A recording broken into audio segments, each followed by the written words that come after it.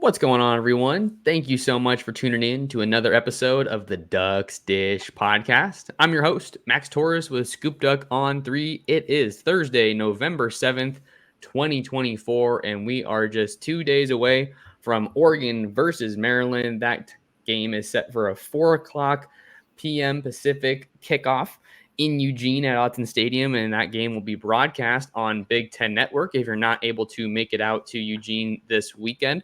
Going to be getting into some of our final thoughts ahead of the Ducks versus the Terps and a little weekend recruiting preview as Dan Lanning and the Ducks bring in some big names for some crucial visits here in the 2025 and the 2026 class. All of that and more coming your way on today's episode. And joining me, as always, is ScoopDuck owner and publisher Justin Hopkins. J-Hop, how we doing? Good. It's Thirsty Thursday, and like you said, we just got a couple days left for the football game. And I'm excited. I mean, it's getting real, everybody. I'm excited for the game, but also not nervous for the actual game or outcome. Just nervous for the fact that we are getting really close to the end of the regular season, which always scares me a little bit. But we'll just keep riding the ride as long as we can. Definitely keep riding the ride, and just you got to appreciate every day. Every game day, you only get so many of them. I know down here in Southern California, the games are kind of winding down as playoffs get underway, and then I'm going to be traveling for Thanksgiving. So holidays always make things a little bit tricky, but you just got to hold on to those game days because you only get so many of them. Also wanted to mention real quick that we're going to be trying to maybe throw in a couple of mailbag questions into this episode of the pod from the ScoopDuck subscribers. So great chance if you guys aren't already, go on over to scoopduck.com and try us out. Subscribe. We got an awesome message board community, and Justin and I do the very best we can to cover the Ducks and Oregon recruiting. We also got Colin King and Lyndon Heil helping out as well. So it's a great time. Ducks are number one, and we think we do a pretty good job keeping you guys up to date on everything. Justin, let's start kind of one of the biggest points of intrigue, in my opinion, for this week's game between Oregon and Maryland is how we see the depth kind of shift a little bit on offense, because the Ducks are dealing with some injuries. Of course, Tez Johnson went down early in last week's game against Michigan, but players like Justice Lowe, Trayshawn Holden, Evan Stewart all stepped up to have pretty solid days out there in Ann Arbor. But also at the along the trenches, Marcus Harper looks like he's not going to be available in this one. So we'll probably see some mixture of Kavika Rogers and Dave Iuli. Still need to make sure I know how to pronounce his name. I know we were talking about that before we recorded. So we'll go with Iuli for now, I think. But happy to be corrected. So what are you thinking kind of as we get closer here? I know I said this the other day, so I hate to repeat myself, but it's at the point of the season where every team has dings, right? They've got guys that are injured. They've got guys that have things that are nagging them, but are still playing through it. I mean, that's just the nature of college football, and that's where we are in the season. So these things are going to happen. And, I would say that Oregon is obviously one of the best suited teams to just get through those injuries, right? They've got the depth. Of course, those guys are starters for a reason, so you'd much rather have Tez Johnson out there and Marcus Harper. But, I think Oregon feels confident in the guys they have behind them. And what helps with that, I'm sure, is the fact that you're facing Maryland and you're a 4-touchdown favorite versus Maryland, and you're at home. So, you combine those two things, I feel pretty good about it. Obviously, we'll see probably a little bit more action at wide receiver and some different bodies. We'll see if Kavika Rogers – who was the primary backup there when Harper went down last week. We'll see if he's still the guy, if they do put Dave Iuli in there a little bit more, or Janoris Wilson or any of the other guys. So honestly, Oregon needs to win the game. They take care of business, but I am excited that it feels like there's an opportunity here to see not only those guys, but some of the other guys that, have come in and out of the games, possibly seeing Novosad or Dante Moore, whatever the case might be. Would be nice to see some of those guys in the second half, possibly. You still got to take care of business in this game, like any other game, Justin, but it does feel like it's an opportunity to see some of those depth pieces that could come in handy later on down the line here as we kind of inch our way closer to the end of the regular season. Ducks got 3 more regular season games left on the schedule this weekend against Maryland, next weekend on the road out in Camp Randall at Wisconsin, and then they return home to Eugene to wrap up the regular season against the rival Washington Huskies. Know a lot of fans are excited about that one, Justin. So it should be a fun game. I think one of the guys that I'm going to have my eye on in this one, just to talk a little about it, defense, is Jabbar Muhammad, because he has had a really solid year. Not a lot of guys are throwing his way. I looked it up this morning. He had 8 pass breakups on. He has 8 pass breakups on the year. I think you would expect maybe some more interceptions or turnovers from this defense. And we know that Maryland loves to pass the ball. So I think that maybe this is the weekend that we get to see Jabbar Muhammad grab his first interception as a Duck. That would be pretty fun to see. But I'm just looking for some more havoc, some more chaos from this Oregon defense. And I think that generating some turnovers in this game could really go a long way and just kind of taking any momentum that Maryland might be able to generate. The Ducks are at home, so this is an opportunity to have another statement win and another opportunity to do what a number one team should do and dominate your opponent. Yeah, it's the good news for Oregon is all they need to do is win, right? They don't need style points. They don't need 50 to 3 blowouts week in and week out. They just need to win because they've got the record and nobody's going to pass them up. Ohio State could win out the rest of their schedule and still wouldn't jump over Oregon no matter what the two look like. I say that. I mean, there could be an extreme case, but you get my point. So, yeah, I think if you're Dan Lanning, you're really kind of excited at having this game at home, it being Maryland, obviously Wisconsin in 2 weeks. That is a road game, but Wisconsin's also just not very good. And you're looking forward to those thinking, oh, I might have a real chance at maybe resting some of my starters earlier than normal, maybe getting them a little bit healthier and getting some of these backups out there and getting them some time. And I hate to call them backups, but we'll call them 2s and 3s or whatever you want to call them, because those pieces are going to become very valuable down the stretch. You're going to have once you get past regular season, there's no easy games. Like, I don't care. I mean, you might have somebody you're more favorable against in the playoff, but you don't get to pick. Like, maybe, okay, I'd rather play Boise State than Alabama.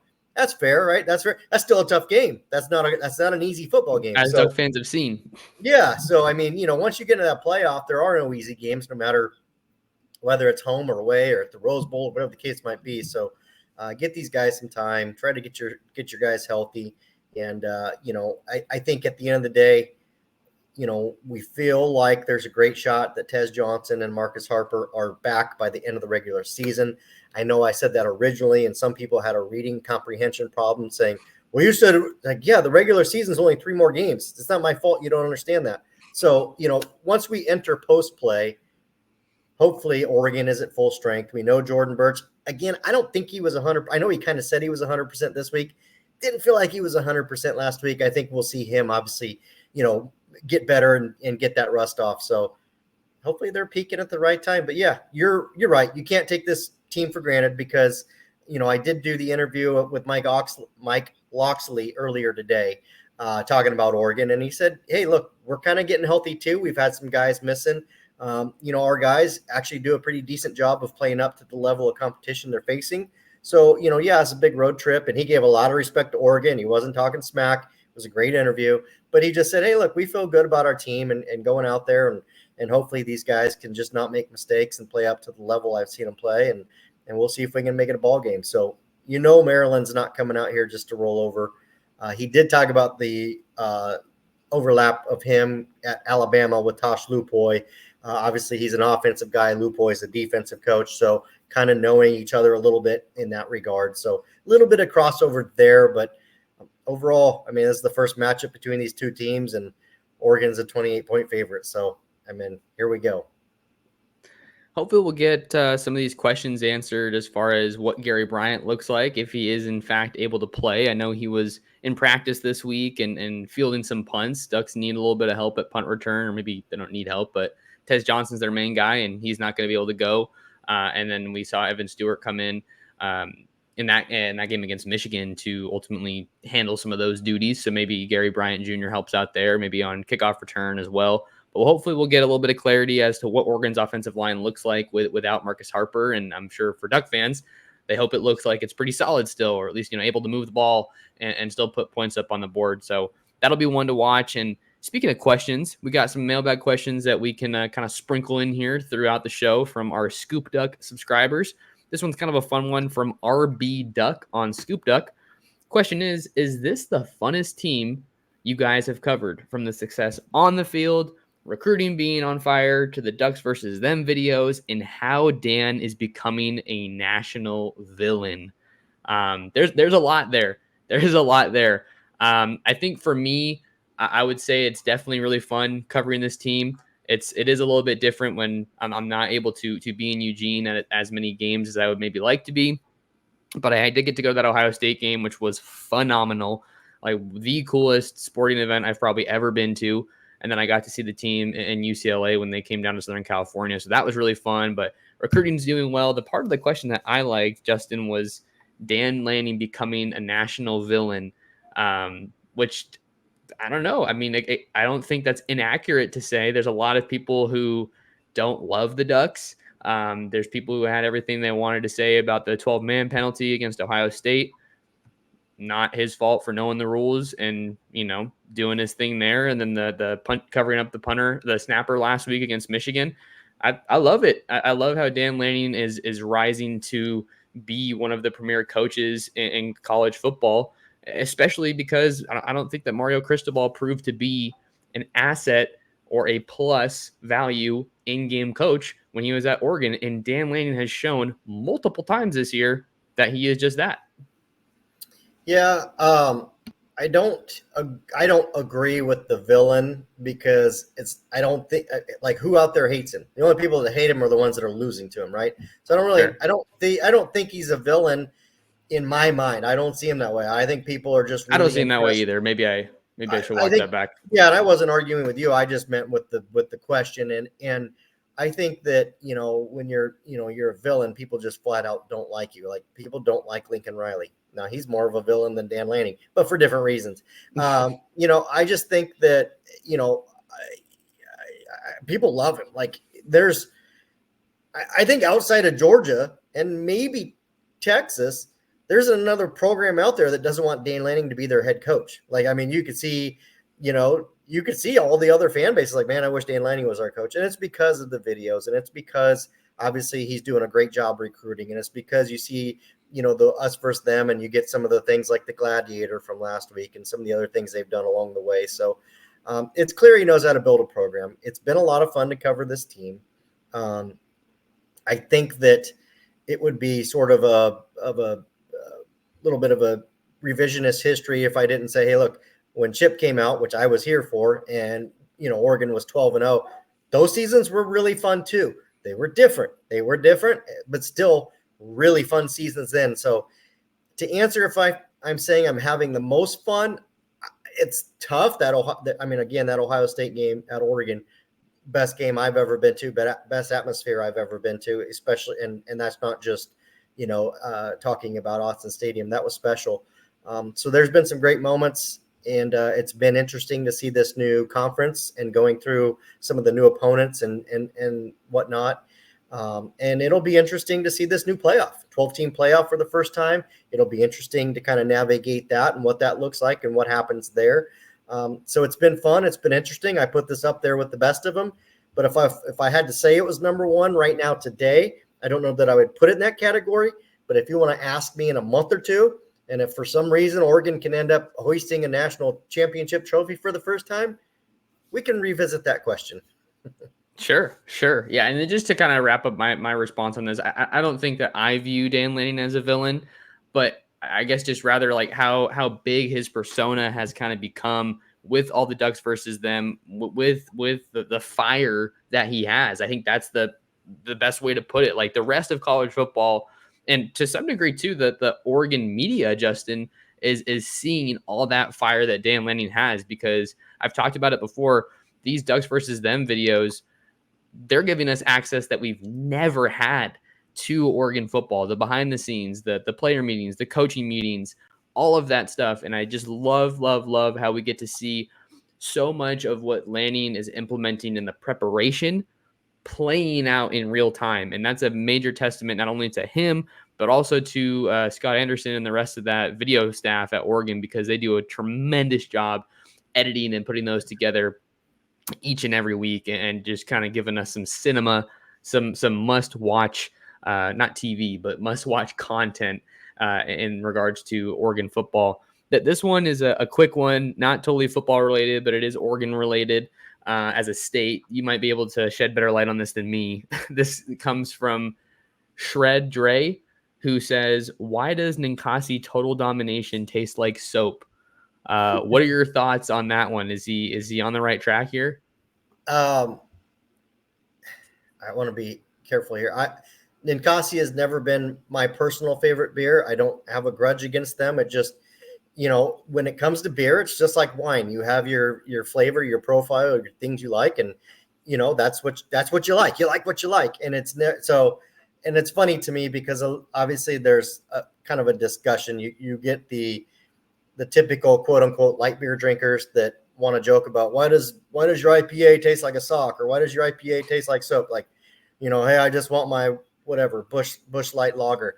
I don't care if that's what you like to drink it. It doesn't bother me. I do like a good IPA. I would say that Ninkasi, but by and large, is not. I mean, I'll drink I'll drink it here and there, but it's not the one I typically go to. So, I guess in terms of that particular one, I don't think I've had a Total Dom IPA, at least in, I don't know, probably been 5 or 6 years. So not my go-to. There's lots of great IPAs.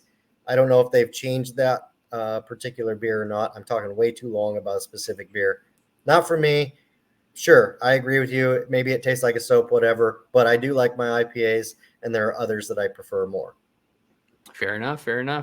I think one of the ones that I drank, it wasn't an IPA necessarily, but Mackenzie Brewing, they had a blonde that I really liked when I was living up there. And then Pelican is another one that I enjoy to partake in when I'm up there in Eugene. So a little bit of a tangent, but it was a mailbag question. So we told you guys we were going to sprinkle some of those in, and we are delivering on that. Another thing or person that delivers, how about Ranchito Grill in Springfield? Not sure what you guys' dinner plans are tonight, but head on over to Ranchito Grill in Springfield at 1537 Mohawk Boulevard. You gotta try the homemade tortillas. They got great food, a great environment, and they will take care of you. Say what's up to my guy Ruben and let him know that Max Torres sent you.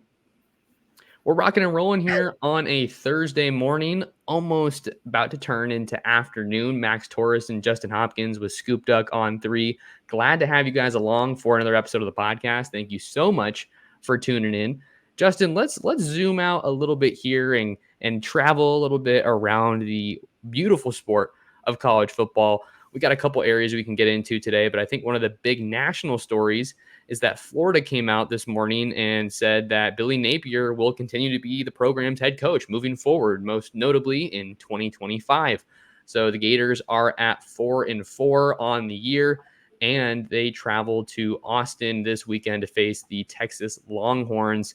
So what do you kind of make of this news? That's one of the biggest programs in the sport, not one of the best programs in the sport, just from what we're seeing on the field this year. But what do you make of that news? I think a lot of people thought that Napier was going to get booted.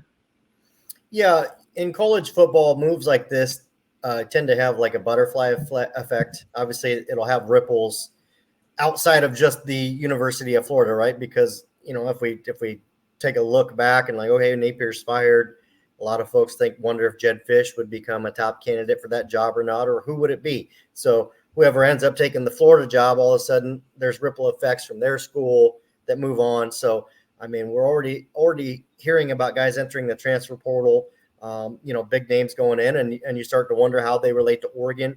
I think you start to wonder how that impacts Oregon. I would say not much. I know somebody on the message board said, what if he comes after Will Stein? Will Stein, that's great for Will Stein. I love that he would get that recognition, but he's not going to leave what's at Eugene, Oregon right now to go and chase, that potential hot seat job that Florida's got. I mean, that's an unstable situation. So in terms of that, I think it's great for Coach Napier. I'm going to be honest.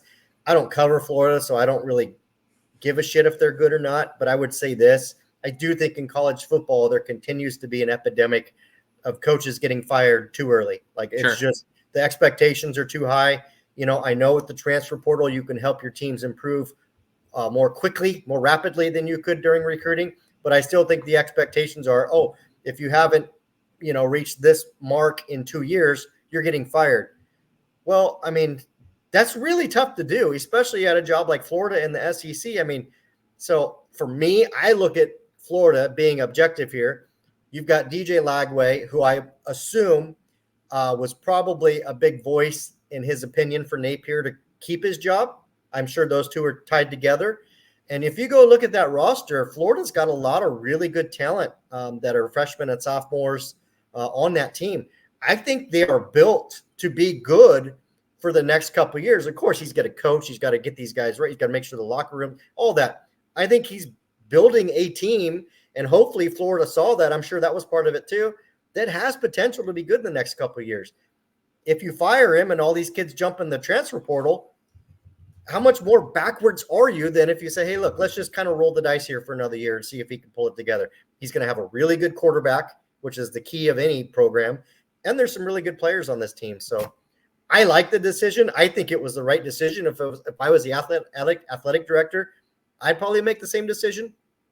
But I know fans will disagree with me because they're fans and all they want are wins. Yeah, you got to – I agree with the point you have about the kind of the grace period or how long of a leash you want to give a head coach in college football. I feel like the sweet spot, maybe not the golden rule, but the sweet spot seems to be a reasonable 3 years. You get a guy in, you have him maximize the talent on the roster. You can get a couple of recruiting cycles in, get his guys, quote unquote, into the program. And then at that point, I think if you're not seeing an improvement from wherever that team started, or in this case for Florida, I mean, the expectations are high. The SEC is loaded, but you have a really strong brand, I think, at Florida. As strong a brand, I'd probably say as most other college football programs. So I think that's definitely something that you can leverage. And they're sitting at 500, so it's not great. You're not going to be going to the postseason more than likely, at least not as a playoff contender, playoff team. But that there's still room to improve there, and they got one of the hardest schedules in the sport, probably the hardest schedule in the sport. And you just got to keep trudging along there. So we'll see what happens out there in Gainesville with Billy Napier as he sticks around for at least the 2025 season as of Thursday. Justin, let's hop into some recruiting. Let's switch gears here on the Duck Dish podcast as we look forward to another weekend of recruiting out there in Eugene. We talked about Lincoln Cure earlier on this week, so maybe we don't need to add a whole lot about him, but I think as far as 2025 visitors go, he is by far and away the most important 2025 recruit expected on campus this weekend. I actually don't know if there's any other 2025 recruits as of yet, but we still have, over 48 hours until the game. So maybe we see some surprises come our way. Who knows? But what are your kind of thoughts on this recruiting weekend ahead for Oregon and kind of just tossing it up to you? Any other names you want to talk about or where you want to go? Yeah, it looks like it's a quality, not quantity kind of a weekend. Like you said, right now, Lincoln Cure is the headliner, regardless of who else shows up. He's a 5-star, probably the biggest position of need remaining for Oregon, although linebackers right there behind it. So I don't think it gets much bigger than that. I know that, and I'll segue you had an interview with Albert Hill, 2026, 5-star defensive back, guy's elite, truly elite at his position. I know you've got some quotes and had a chance to talk with him about being in Eugene this weekend. So I think that's a really big one, and I'll end and hand it over to you. But as we know, Jared Curtis, 5-star 2026 quarterback, also expected at Oregon this weekend. So just those 3 guys alone, those are 3 5-stars. Like, here we are just kind of casually like, oh, it's not a very good list. Oh, by the way, it's got at least 3 5-stars on it. Guys that are like the best players at their position, respectively, in their classes. And I'll toss it over to you. Obviously, you talked to Albert Hill and Jared Curtis. Those are at least a couple, and those are big names. No doubt about it. No doubt. Yeah, I think Albert Hill is the one that we can kind of dive into a bit more in depth here on the pod. He is an On3 industry 5-star, the number 1 cornerback in the country, number 15 player nationally, according to, like I said, those On3 industry rankings. So he's a priority target for this Oregon staff. There's no doubt about it. I'd probably say that the top cornerback target in all of the 2026 class at least from a ranking standpoint. I mean, there's just flat out not that many guys ranked higher than him, and he's been one on Rashad Wadood's wish list for a while here. That's who he highlighted in my interview, which is over on ScoopDuck. If you want the full quotes, full insight from Hill ahead of this return trip to Eugene, that's where you can find it. So Wadood, I think, is an up-and-comer on this Oregon staff. I think he's worked really well with Chris Hampton to continue to help Oregon get some of these top secondary prospects, Trey McNutt being another one in the 2025 class here. He's kind of one of the crown jewels of the secondary. But with Hill, he doesn't seem like he's super close to a decision, but he is someone that has been to Oregon multiple times. He was last in Eugene for the Saturday Night Live camp back in July. So I think from talking to him, it sounds like he might want to get a little bit more time with Dan Lanning, getting to talk to him a bit more. But he said that he's building something special at Oregon. So I think a lot of people are taking notice of that, not only with just what Oregon's doing on the field, but also on the recruiting trail. Great players want to play with other great players. Who would have thought? And I think that's exactly what Oregon has positioned themselves to do here in the 2026 class, which ranks number 1 nationally, according to the On3 rankings, with 7 verbal commits. But keep in mind, they still don't have a commitment from a defensive back in that 2026 class. And I think Hill is very much at the top of their list. There just aren't that many players that are higher ranked than him if we're just going off of a ranking standpoint. But you can see how he's a big play guy here. These are his junior season highlights that we're showing here on the ScoopDuck On3 YouTube channel. 5'10", a little bit of a lighter frame guy, 170, 175 pounds. But that Ohio to Oregon connection would be a pretty fruitful one, Justin, that I imagine the staff would love to continue building. Oh, absolutely. Yeah, absolutely. There's no doubt. And I agree with your points on, Hill doesn't strike me as anybody even remotely close to a decision. So this is just, research purposes. He's taking another trip, and that's a great thing for Oregon, and continuing to do his research before he makes a decision. So there's nothing wrong with that, but it also doesn't mean that this trip isn't important, because it is. Along with Jared Curtis. Jared Curtis is a little bit bigger on that scale, because I think he's much closer to making what we'll call a new decision, obviously after decommitting from Georgia not that long ago. And did mention Oregon as a leader. We'll just kind of see. I'm not ready to put in a pick there, because I think there's too many dominoes in quarterback recruiting right now for Oregon. Good dominoes, not bad ones, but good ones. And so we'll just kind of have to see how it plays out. Yeah, that's one thing that I think I'm trying to get an interview with Curtis as we speak. I don't know, maybe it'll be before, maybe it'll be after the trip. But hopefully I can get him on the phone just to kind of pick his brain a little bit and learn a little bit more about his interest in the Ducks, because that's, I think, what I'm hoping to see this weekend, or learn coming out of this weekend, is just how serious of a contender is Oregon for the 5-star quarterback, number 1 quarterback in the On3 rankings, and the former Georgia Bulldogs commit. So I think that this weekend should go a long way and giving us some more clarity. The Ducks do already have a quarterback committed in Jonas Williams, so I'm curious to see how they manage that dynamic when those conversations come up with Curtis this weekend. So, quality, not quantity visitor list for Oregon this weekend, and it's hard not to like where things are at in both 2025 and 2026 classes. Yeah, and I didn't expect this to be much of a visitor list. I think Oregon had circled the Washington game, weeks back, knowing that would be a better environment and, a grand finale. I mean, you have a potential to put 12-0 up on the scoreboard after you're done with that game if you win. So there's a lot to go into, maybe bringing more guys out for the Washington game, but still, there is quality coming to Eugene this weekend. I can't wait to cover it. There you go. Well, Justin and I have you guys covered all the time over at ScoopDuck.com. You want to find more Justin, you can follow him on Twitter/X at JHopkinsSD. Find me anywhere at mTorresSports. Subscribe to the ScoopDuck On3 YouTube channel. We are on the road to 2,000, and we need your guys' help to get there. Greatly appreciate your support, and thank you so much for tuning in to another episode of the Ducks Dish Podcast.